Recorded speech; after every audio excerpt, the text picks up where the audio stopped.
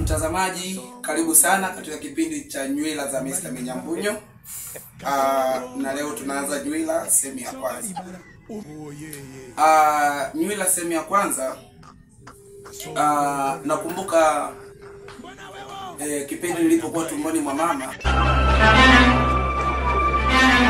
Kipindi nilipokuwa tumboni mwa mama, nikiwa na umri wa miezi 4. Niliota ndoto ya kutisha. Niliota ndoto ya kutisha sana. Niliota ndoto ya kutisha. Niliota ndoto ya kutisha sana. Niliota nikiwa katika uwanja wa vita. Nikiwa nimeshikilia bunduki. Nataka muniombe.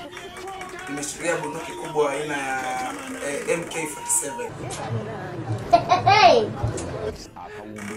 Wakati nimeshikilia bunduki nikiwa napambana na roho za kutisha. I'm going through a lot of problems. Nikasikia sauti kali inaniambia la.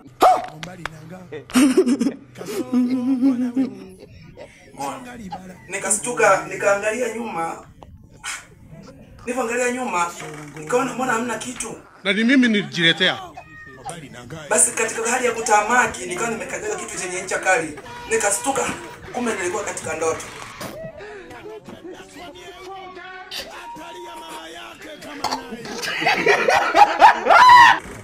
Hapo nilikuwa tumboni mwa mama nikiwa na miezi 4.